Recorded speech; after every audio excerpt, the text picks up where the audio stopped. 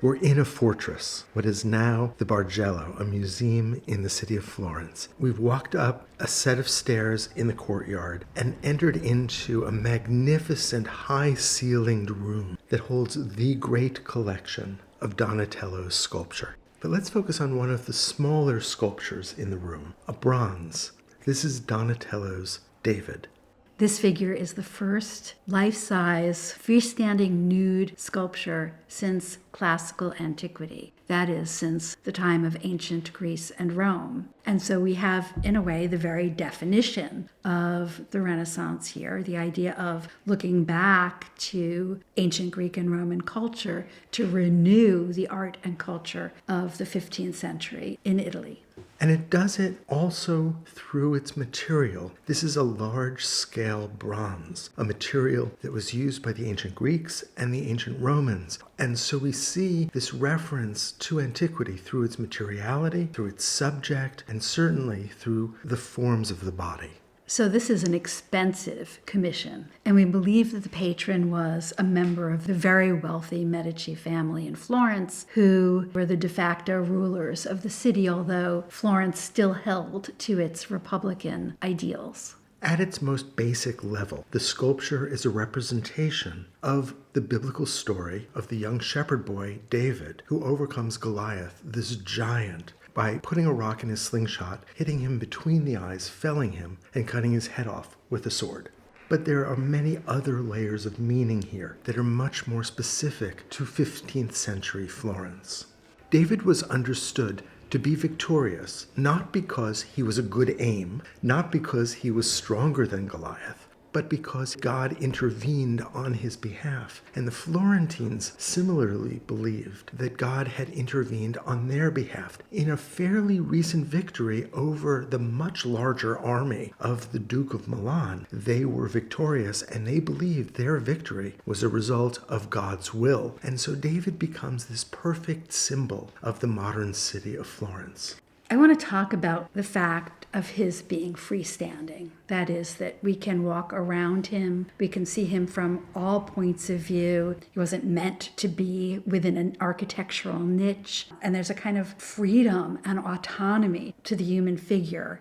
Importantly, Donatello is rediscovering contrapposto, the standing position used in ancient Greek and Roman sculpture, where the figure places his weight on one leg, bends his other leg, and tilts at the hips, tilts at the shoulders, and as a result has a freedom of mobility, a figure who can move into our space. This representation of David is not muscular. The limbs are thin, and that underscores the youth of this figure, a boy who is still an adolescent. In the Bible, David refuses to put on armor when it's offered to him, but there's no mention of the fact that he goes to battle against Goliath completely nude. This is Donatello's choice here. One, because it looks back to the nudity of ancient Greek and Roman figures, but also because it emphasizes his youthfulness and therefore God's role in this victory. If we look closely at Goliath's head and the helmet that he wears, we can see it has a kind of wing attached to it that rises up the inside of David's thigh. And so there is this dimension of sensuality and eroticism here, no doubt. There's also an image of Eros riding a chariot depicted on Goliath's helmet. Look at Goliath's face. It's gnarled, it's rough, and it's in such contrast to the youthfulness and beauty of David's face. But David doesn't even seem to acknowledge Goliath. He looks down. It is a contemplative moment. David is not rejoicing in his victory. He seems to be coming to terms with what God has just done for the Israelites. And then there's the contrast also of David's soft shepherd's hat with a wreath around it, a reference to victory, against the helmet of war that is worn by Goliath. And so you have this idea of David as inherently peaceful and Goliath as inherently violent. That is to say, Florence as inherently peaceful, whereas its enemies are inherently militaristic.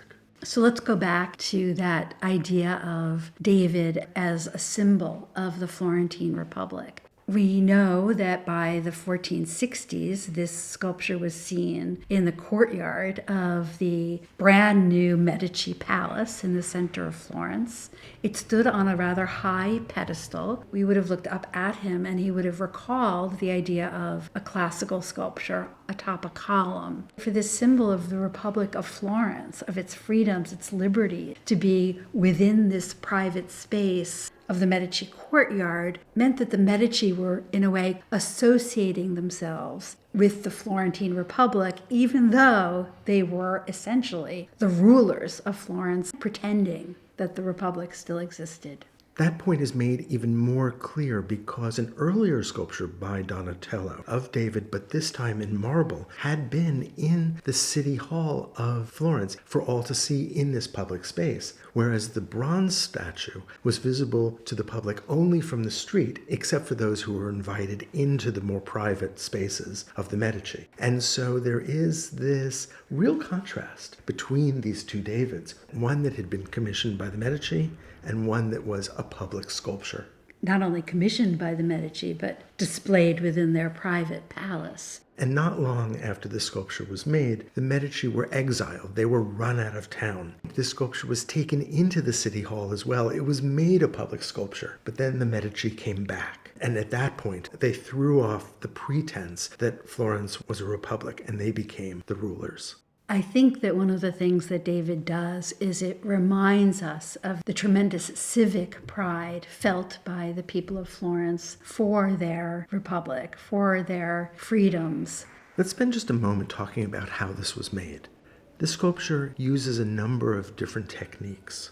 Lost wax casting to create its basic forms, but then the sculpture is smoothed, it's filed, it's polished. And then the artist and his workshop would have begun to chisel into the surface of the bronze a process that is known as chasing. And you can see that especially in the cuts within the hair. And then there were parts of the sculpture that were gilded, and you can still see some remnants of the gold leaf in the hair itself. And so this is a very labor-intensive process, and Donatello is showing an extraordinary degree of skill in this rediscovery of large-scale bronze. And the rediscovery of so many other things from the classical world. This classicism is rooted in the city's very identity. Florence believed that it had a Roman origin. And so Donatello's David tells this extraordinary story about the Renaissance reverence for classical Greek and Roman culture, but also of its understanding of its own place in history.